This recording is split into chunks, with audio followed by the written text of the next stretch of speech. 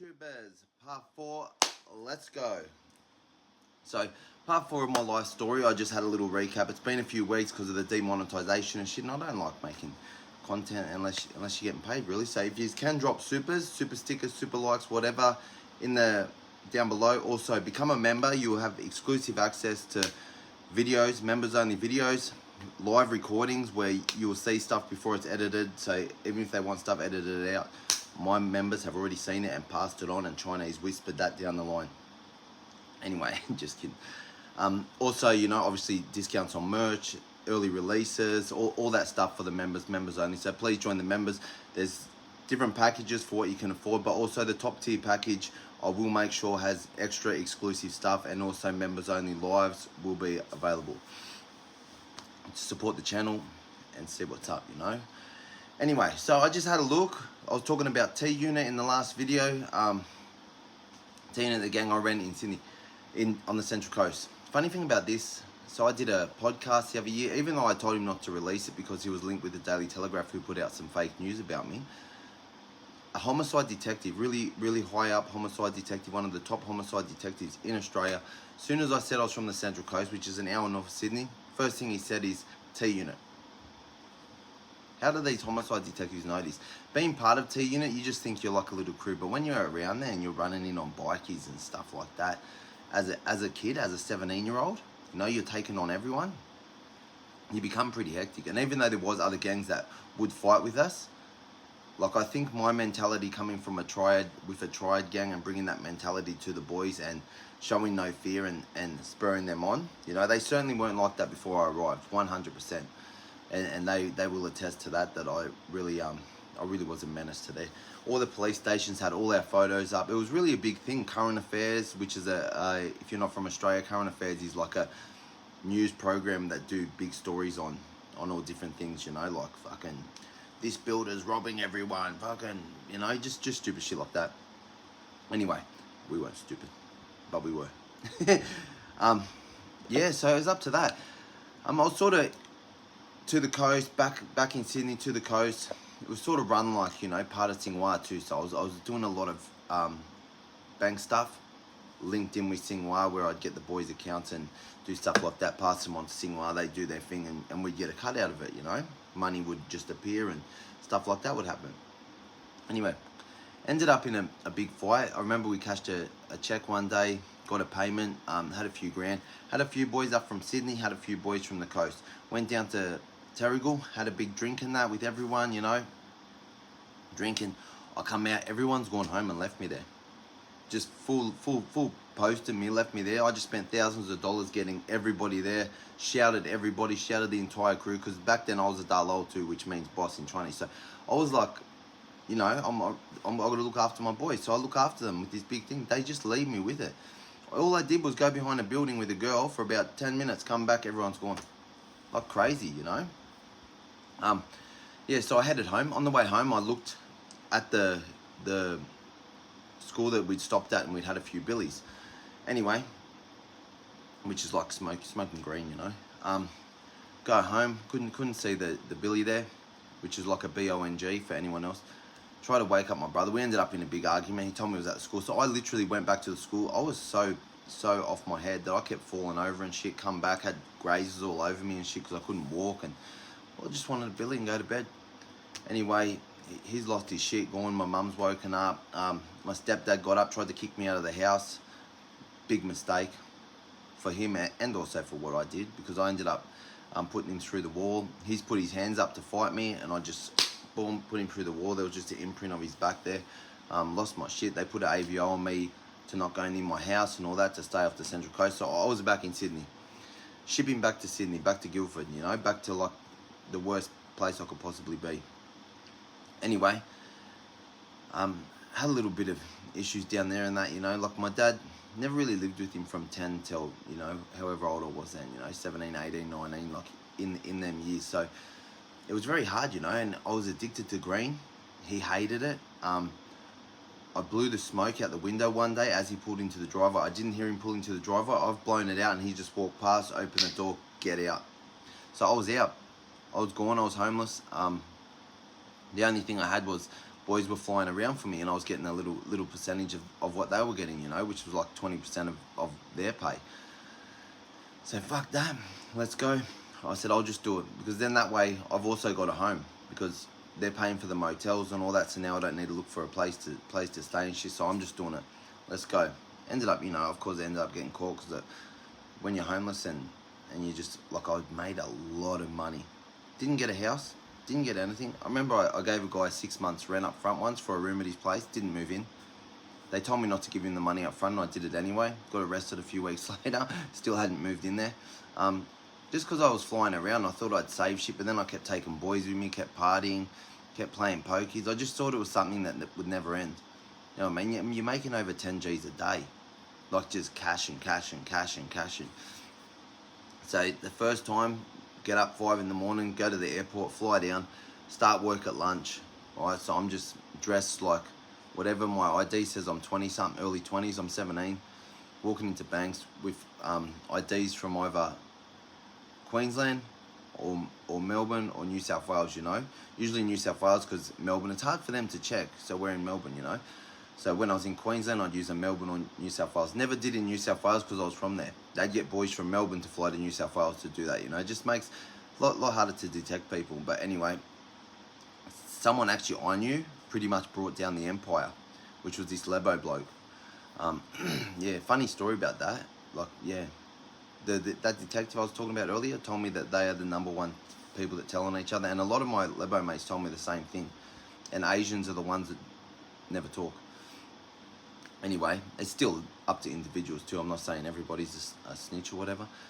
I'll go down to Melbourne, cash and check, cash, going to casinos, all this with my IDs, you know. Like, money gets you in everywhere. Like, I'm walking around with 15-year-old boys and boys that are mine, you know, walking into strip clubs, and they're like, he's got ID. I'm like, bruh, give him $100, we're all in. Anyway, shouting everyone at the brothels and shit. Like, I was really living the high life. Like, you see Catch Me If You Can, and he made fucking how much ever money over years, you know what I mean? Like, if you translate to our times, he made a lot more than me. But if you just took 6 weeks out of any periods of his life, like, I made more than him. But I wasn't making the things like he was. I wasn't pretending to be a pilot like he was. None of that. I was just going in, cashing. Yeah, so got arrested in Queensland, ended up in Queensland, got arrested. So what happened there? These guys, it's bullshit, mate. So a guy got arrested there a week before. You know what I do? They send me with the same check for the same company into the same bank, right? Fucking, I don't know how fast these cops were, but there must have been cops inside the bank, or someone set me up. Well, these guys got pinched the day before, and they've fucking, like, worked with the police and helped them, you know what I mean, to get a lot. I don't know what the fuck happened, because this was so weird. I go there, usually when they jump on the phone, I leave or whatever, you know, like, straight away. I'll pretend my phone ringing. I used to set it, you know, the old phones, you could go choose your ringtone. So I used to put it on that, and when you go to pick a ringtone, you just press down and it'll ring once. So it'll be like so I'd press down and then I'd say hello, like as if I just pressed the answer button, because I know when the ring's about to stop. Anyway, and I'd walk out, you know, I'd be like, 1 sec, keep doing it, you know, pretending I'm not going anywhere. She never want them on the phone, you know, like, I'm going to the branches through the serial number on the bottom of the check, so I know the branch and I know you've got the signature on file. You don't need to be on the phone. Anyway, I give the check to the lady. She didn't go anywhere, like literally nowhere. She must have whispered to some girl, but I'm watching her. She's come back around, pulls out some money. Right here, within 30 seconds, 2 detectives standing right there. Hey mate, come with us. What the fuck? How did you get there that fast? Like, you either knew I was lined up and you were waiting for me to go and give her the thing and the ID or whatever, but she didn't press anything, she didn't do anything. No one else got on the phone. I don't know if they waved him down or did a little hand signal like this is him, but that was the most suspicious thing. And then when we got locked up in the watch house, they were in their own cell and I was with everyone else. Yeah, it was bullshit. And I just turned 18 too by that time. So it started when I was 17, and then just as I turned 18, this is the first time I got locked up. I was like, this is bullshit, you know. I got bail, had to wait a few days because of my sister, so I spent a few days in the watch house, a couple of days at Arthur. And to be honest, like, as a kid at that age, it was so weird. Like when I've gone in for years and stuff, in Sydney, I was excited because I knew people. In Queensland, I remember I just fucking like, I was a little bit scared, but I was still like, oh yeah, talking, you know, a bit worried about people. I knew nothing about jail, but I also knew that I knew nobody there. I know my sister and my ex came. She was pregnant with my daughter, and I just broke down. Like I fucking broke down like I'd never broken down in my life. Like I was crying and fucking like, like doing them ones. Like fuck, man, I was so upset, and I was so like I didn't realise I was scared. Maybe I was putting on a front in front of everyone, but yeah, like I just lost so much, and I just didn't know what was going to happen. I knew no one. As opposed to going to Sydney, I was excited. Like, oh, when do we get out? What do we get? Do all this, you know? It's like I had this perception when I was a kid that I was going to go to jail when I was older. So when I actually went there, it wasn't a big surprise. It was just like it's where I was, you know, not knowing anyone. So in Sydney, it was something that I expected, and I felt comfortable, like I'm meant to be here. But Queensland, I wasn't meant to be there, and it really freaked me out. Anyway, I stayed there for a few months, ended up getting my bail changed to Sydney, and see you later, still got warrants there. If you see me in Queensland police, don't grab me. I've been there a few times, but I only go for a day or two, stop in, stop out, don't do nothing wrong, you know. Do an interview, see you later, go to Dreamworld, see you later, like that shit, you know. But yeah, just behave yourself. It's 22 years old, the warrants. People always tell me, oh, they go, they don't go, bro. They're not indictable, but they're on my record, and they still come up as warrants. I got arrested a few times after that, saying, oh, you got warrants in Queensland. They'd pick me up, take me to the police station, then have to let me go because they have no jurisdiction. So they've made an illegal arrest. So after, I think, 2 times they took me to the police station. The 3rd time I said something to them. 4th time, 5th time, them 3rd, 4th and 5th times they didn't arrest me. I made them look it up because I said I've been arrested twice. She's had to let me go. You don't have jurisdiction. Once I learnt that, they must have put something on my file. I thought it went away. Go for parole. Every time I go for parole, oh, he has warrants in Queensland, but they're not extradition. You know, they're not extraditable matters. So, yeah, just got caught with checks, IDs, which funnily enough, them guys got caught with the checks. So I don't know how I got charged with them. The checks, the IDs, and pretty much everything that I cashed was done. Detectives from Victoria come up and charged me. Like, it was fucked, man. Yeah, it's sort of just like all that high life living just got sunk in an instant, you know. And that's the thing. You might think you're sweet and you're not doing nothing wrong and you're sweet, but them guys, bro, they don't care. They're from Indonesia. You know what I mean? They're working with Singhua, like these 2 Asian groups in syndicates from overseas, both working together, international ties. Just deport us. All right, sweet. You just do this. We'll give you extradition straight out of here. You don't serve time. They did a couple of weeks and straight on the plane. For what, you know? Like, my future and my freedom relied on them. As much as you think it relies on you, it relies on other people too. You can't do crime without other people knowing. You get DNA, trace DNA, like an eyelash could fall off and you're fucked. You know what I mean? A drop of sweat, just anything. You touch something now, it's got trace DNA on it. It's so like microscopic shit they can grab. And also, if you want to sell or you want to do anything or you want to have a cowie, it only takes them to tell one person. Tell their missus. Their missus has a fight. She tells the police. Never get a woman involved in anything. I know a lot of women, people say, nah, she's solid, she's solid, she's solid. And some women might be. But the majority aren't. And the majority that say they are and act like they are do turn. They do eventually turn because it's their one weapon they can use against you. And to be fair, like, fuck. It's you know what I mean? They shouldn't be involved in your crime. So it's kind of your fault. So I don't really blame them, and I don't call them dogs or whatever, unless you do a crime with the girl and she does it with you and she's a willing participant and she wanted to be involved and then she tells on you, then yeah, all right. Otherwise, all right, who cares about that life lesson? Anyway, so this all happened with the fraud, you know, shit went downhill fast. Got back, got arrested again. Kind of fucking wild, eh? But shit, sorry about that, my battery just came on. Yeah, so other than that, right, we're back in Sydney. Funnily enough, they gave me bail to the coast where I was actually banned from. But whatever the judge said, it didn't actually come up in the thing. I was only meant to go to the coast with my dad, but somehow I've ended up back there.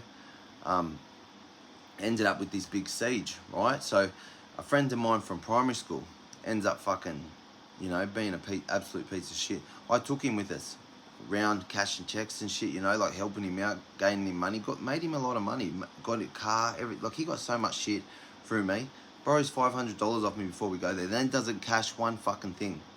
The whole time, I go in with him, I'll go right behind me, bro, and just watch me. Like, it's your money, bro, it's your ID, like, it's not fucking hard. You don't need to be suspicious, you don't need to walk out, like, you don't need to start looking around and panicking, like, bro, just, everyone's there doing the same thing. You know what I mean? Just pretend it's it's your face. They don't know this. It's so hard. Some people just, you know, buckle under pressure. Anyway, it wasn't pressure. Like, for me, I was a natural at it. You know, I'm a good actor, so... Anyway, lend him some money. My daughter gets born. Big drama. Big fucking drama, right? So the mum doesn't like me because of something I've said. The mum of, so the grandma, not the mum of the baby, but the mum of her, you know, and she kicked her daughter out. I took her in for years, looked after her for years. Her mum wouldn't have her back, found out she was pregnant, gets her back, then tells her she's not allowed to talk to me. Like, I just looked after your daughter for years. All I did was, you were on the toilet, on the phone to your daughter, and you're talking about, oh, I'm just doing a number 2. And I was like, ew. That's all I said because it was fucking gross. You know what I mean? Like, I don't want to hear that. And I overheard it. And then, like, my ex started laughing, and then her mum got real dirty. I mean, she hated me ever since that. Like, like, who the fuck talks about that in front of strangers? Anyway, so my daughter's born, right? My missus at the time, she goes, bro, when she didn't say bro, she said Nathan, but anyway, I cut the cord. She's like, when she comes out, she's been bonding with me for 9 months, so just grab her straight away and hold her for 10 minutes so she can bond with you straight away, touch on your skin, you know, like take your shirt off, all that stuff. I'm like, yeah, sweet. As soon as she comes out, I cut the cord and I put my hands out. The nurse goes, oh no, you have to give it to the mum first. I'm like, oh, okay, fair enough, you know. I'm like, they're like, just wait 5 minutes. I'm like, all right, sweet. So I run out. Right, literally run out, grab my mate. I'm like, bro, come check out my daughter, bro. I was so excited, you know. Like, come in. He comes in. It's been, what, 60 seconds, 90 seconds max. Her mum is holding my daughter. Looks up at me and smiles. Like, she knows exactly what she's doing. She's being a fucking grub. Like, 100%. Right? My missus at the time looks at me like, sorry, you know. Like, she just, because she's very controlling of her daughter, she was. And she... You know, she never doesn't listen to her mum. Her mum says something, she does it. Like, it was like that type of, you know, relationship, fucking control shit. Anyway, I'm like, fuck, you know, so I'm burning. You just held my daughter before me. So, I walk out with my mate, I'm like, fuck, man, that just made me so angry, you know. And I couldn't say nothing. Like, my missus, she's just had the baby. Like, you know, she's obviously in pain. It's like, it's a happy time. It's stressful, you know. Like, I don't need people being, like, complete assholes and holding someone's daughter before them. Like, that is an actual putrid move, right? Anyway, lucky, like, I believe in karma, so karma will do something for you. So that's what I'm thinking, you know. Anyway, I come back in, after with my mum, I hold my daughter, you know, I'm all happy now. I don't say nothing. I go out, right, with my friend. I go into the, I walk into the waiting room because they had to move her rooms or something. So they're like, I just wait in there. So I walk in there. I see her mum. Her mum looks over me and gives me a dirty look. I said, listen, that's my daughter. You're not the dad. I'm the dad. Right? I said, that was absolute shit go. Right? I said, don't ever think that I'm not the father. That is my daughter. And then I just turned around and walked out. Right? While she's snickering, fucking eyes beaming like that with her fried friend, like both of them just peeking off their heads, you know. And she knew that I knew people from where she grew up, where she was a full, like, you know, everyone ran through her and she was like full Unky J. Anyway, well, I'm like, fuck this, right? So I go, I still see my daughter, come back the next day, next morning, they say 8 o'clock, visit opens, I come back, I got a teddy bear, I got chocolates for the mum, like all that shit. I go to the room, she's not there. I'm like, oh, what the hell? Where's my daughter? I'm like, go ask the people, hi, where's Rah? They say, oh, she checked out, she's gone. I'm thinking, fuck, that's weird. Like, they told me 100% she'll be. I'm like, oh, okay, all right, thank you. Left, you know, get a phone call like 2 days later. Like, I'm trying to ring her, she doesn't answer me. I get this phone call like 2 days later. I'm drunk off my head because I'm so angry. Like, where's my fucking daughter? You just took off with my daughter. And I know in my head it's the grandma. like 100%, you know, like there's no way my ex is gonna do this to me. She wants me involved. She wants all that. She rings me. She's like, I'm so sorry. My mum called the police, said you made all these threats, like just made up this massive story saying that I threatened her, threatened my missus, threatened my kid, like threatened everybody, like saying that I was gonna end everybody. Like, no, I fucking did not say that. You know what I mean? Like I ended up saying it to someone else in the future over another argument about my daughter, but at that time, 100% I did not say that. All I said was, I'm the dad, that's my daughter. Because I was angry. You held my daughter before me. I'm not going to end everybody because you held my daughter before me. If anything, it would just be you. You know what I mean? But over that, definitely not. You know, and I was a psycho then. But still, not a fucking chance in hell I said that. They put an AVO on me for 2 years because her mum made her make the same statement. She's apologising, like, please come see your daughter, come see your daughter. I'm like, yeah, sweet, right? She goes, as soon as I get back, my mum's bringing me to Sydney. So she keeps ringing me every night, telling me what's happening with my daughter and that. And then, you know, she'd be like, I gotta go, and hang up and fucking like, because her mum would come or her mum would, you know, my mum's been saying this, my mum's been saying that. Anyway, so I'm like, this is putrid, man. Like, you can't control my daughter. You know, like, she wanted her for herself. As soon as a kid was involved, like a new baby, well, she must love babies or something, but she was like, yeah, that's my baby, you know? Anyway, like, this is a thing in my life that really fucking, like, screwed with me, messed me up mentally, physically, and really took a toll on myself and my outlook on the world and the way I treated the world. You know, like, I used to love life, and although I was in gangs and all that shit, it took me a long time to get that back, where I actually love life like where I do now. I hated everything, man, and I thought the world was so cruel. And for me to have a daughter, you know, every time she was in my presence, it would change me, like my heart.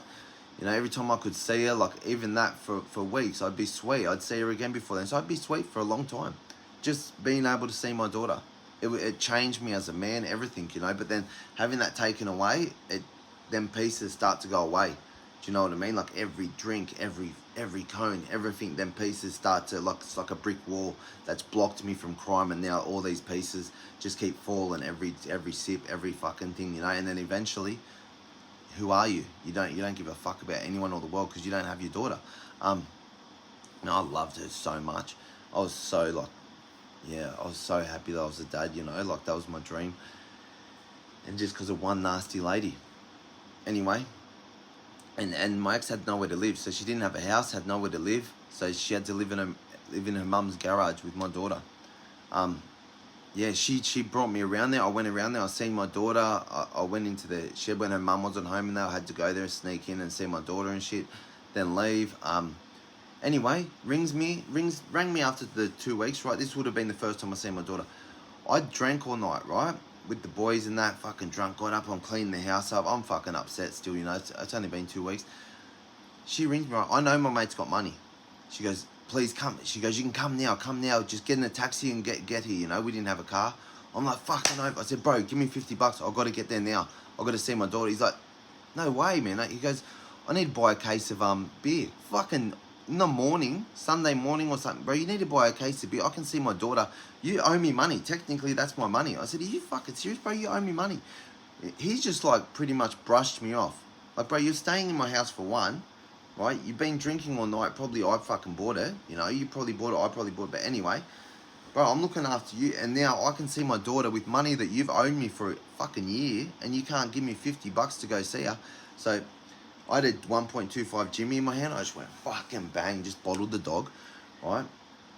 Anyway, he's gone to he just fucking like went back like that. The bottle, I hit him that hard. The bottle left my hand. The bottle didn't even bust. Must have hit him on like an edge, and it's a thick glass one. He's ran out, jumped out the window, over the fence. This guy was like 150 kilos, like 6'3", you know what I mean? I recently spoke to him again, like a few months back, and he was meant to do something. Like, I didn't even ask him to, he offered to. And I said, yeah, but tell me if you can't, because I need to sort it out. Over $10,000 painting almost got fucking sent to the tip because of him. And just ignored me. The day he was meant to pick it up, ignored me. I went up to somewhere else. He's got a trucking company. Told me fucking, oh bro, yeah, I'll be there. I take my kids up there, because otherwise I can just fill my car up. I won't take my kids, but because he's coming, I'll just give it to my mum. Oh, I have to fucking leave my kids there, pack my car that can't fit shit. I can't get a trailer now. I can't do anything. Like, just full ghosts me. Like, hours just before. Like, what a piece of absolute shit, eh? I was like, man, this guy's still just a piece of shit, eh? Like, fuck, I couldn't believe it, man. Like, I forgave him for telling on me, and at the end of the day, yeah, I hit him with the thing, but you stopped me from seeing my fucking daughter that you knew I'd been getting, like, I was being tortured over, like, you know, this was fucking highly fucking fucked up. I know this is just a little part of my life. I told you these next parts are going to be big, because there's lots of impact on my life that happens right now, you know. So he jumps the fence, right? Goes into the neighbour's yard, runs into the house, tells them to hide in the cupboard. They start laughing at him because they know me. They're like, bro, this guy's less than half your size. Like, what are you talking about? You know what I mean? Let me hide in the cupboard, get me in the cupboard, like trying to hide in cupboards and shit. But he was there a month before I got done with a piece where I got out. Also, he was there when I did that about 20 times a month before. So this guy's like fucking, you know, he thinks I'm coming at him with blades and all this shit. Anyway, rings the police, charges me with the assault and all this, armed robbery. It says armed robbery. What did I get? Yeah, oh, when he jumped the fence, I told him, where's the money, bro? Fucking give me my money. He froze his phone at me. I said, bro, I don't want your fucking phone, bro. I want to go see my daughter. You owe me money. Then he ran, you know, because I went to run down the stairs. I was like, fuck this. I went to run down the stairs. He runs. And goes into the house, rings the police, all that shit.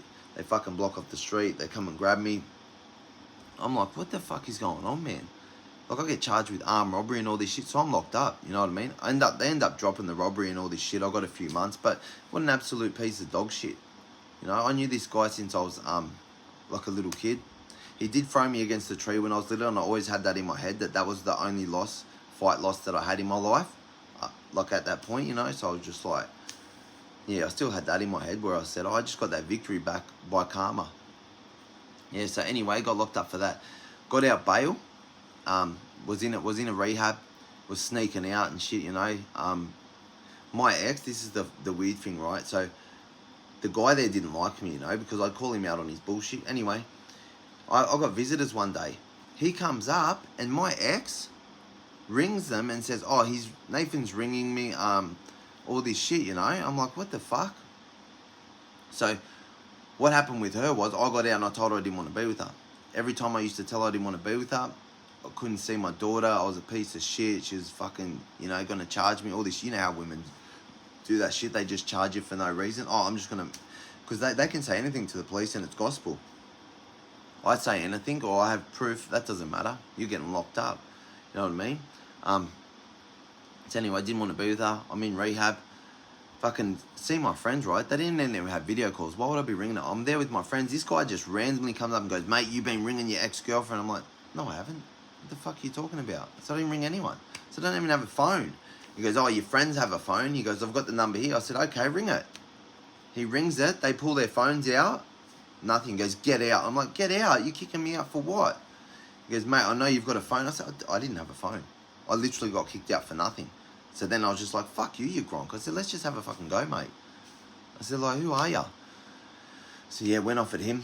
Pretty much, like, I couldn't go back because of that. But before that, bro, like, I didn't even ring her. Like, what the fuck? She rang up saying I was ringing her. I didn't even ring her. I was literally just having a barbecue with my friends, just standing there, like, walking around saying, yeah, you know, I was clean and all that.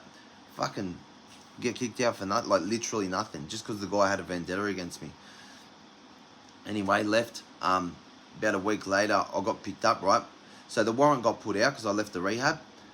But during that time, I go to this party, big party, out at Booker Bay, right? Is it called Booker Bay? Yeah. Anyway, we go there. I get a phone call off my friend. We got a van and we got a car full of boys. It's like, bro, I just got rolled by Singwa. These boys are saying they're Singwa, rah, rah. They just jumped me and all this shit. I'm like, where are you? Come to the party. I told the boys, everyone wait out the front. I said, I'm going to go in and check, you know, if they are Singwa. Anyway, I go in because if it's just me, they're going to admit it and they're going to, like, talk shit. But if you walk in with fucking 10, 12 boys against 5 boys, they're going to go, nah, bro, and, you know, deny it. So I wanted to see what they were about. Anyway, I walk in, I said, who are they, bro? He showed me straight away. As soon as I looked at them, I said, bro, they're not Singwa. Instantly. Because boys, like, you know your own crew, you know, and we all had a look and all this shit. Bro, only one of them was Asian. right? Which I know 99%, there's not many Aussies in Singapore. There's about 5 and I was one of them. And I knew the rest of them. There's about 3-4 Aussie blokes there, I think. An Asian bloke, Fijian bloke or something. I'm like, fuck this. I said, bro, the ones that actually jumped him, they were on the couch and there was one standing behind. So I just rang the boys. I said, boys, run around the back. Them boys sitting straight on the couch, just go straight for them. So they've gone like that. Bang, just fucking ran. You just hear this, and they run in. These boys didn't even have time to stand up. These boys were all over them. This dude's tried to come in from the side and jump in from his mates. I've gone bang. Didn't even get charged for that one. I got charged for the other two and a bunch of other people that ended in the assault. That's the only person I hit. The boys all left, right? They chased the guys up the street. They've jumped in the cars and shit. Anyway, this is what happened, right? Everyone's shit got confused. So one of the cars pulled up. One of the boys had my phone. So one of the cars, they go, Pato, jump in. We've got to go. We've got to go. I said, nah, bro. I said, don't worry, bro. I'll stay here with him in case they come back. So I stay here. I said, fuck, where's my phone? Give me my phone. He goes, which one's yours? I was like, this is like 5-6 phones in the middle. They've just taken them all off these people. So I grabbed one of them. I said, just give me one. He's just give me one. I said, I'll ring you soon. Fucking run into the house, run up to the house. The police are out the front. I go to walk in. I'm like, hey boys, because I was like, I wasn't involved in that big brawl just then. The dude that got bashed is standing there. He looks at me and goes, that's him. Points straight at me. And I was like, what the fuck? It wasn't even me, right? Anyway, fucking I get arrested, get taken in. They grab the phone, all this shit. They're like, whose phone's that? It was the exact same model my friend had. So I said, oh, that's Chad's. Bro, it was this other guy's. You know what I mean? I even signed a thing so that he could come and pick it up, grab his own phone. But it was the other guy's. Yeah, but it was the other. Sorry, someone was just. But it was the other guy's, right? Anyway. Fucking. Yeah, so I get arrested, get taken in. The police come. I'm at Long Bay. I'm already breached anyway. They come with these new charges. They charge me with all these assaults, GBHs, fucking four assaults all up. One was a GBH because the guy lost his eye or something. Anyway, they fucking come and grab me. Hey, mate. They started asking me about Singapore, all this shit. They go to, what's it called? I said, listen, I'm not saying nothing, I'm not saying nothing. They just kept trying to question. I'm like, no comment, no comment. We leave right out of the thing. They're walking me back to the cells at Surrey Hills, which was unusual. Usually the screws do that, but the cops were doing that there. It is a police centre, Sydney Police Centre, but these two detectives, they're going, all right, Nathan, we know it was, I'm not going to say his name. Anyway, we know it was him. Just tell us he did it, and we'll let you go. And I was like, no fucking way. I said, what the fuck are you talking about? I said, I didn't even think he was there. I said, I didn't see anything, but I don't know.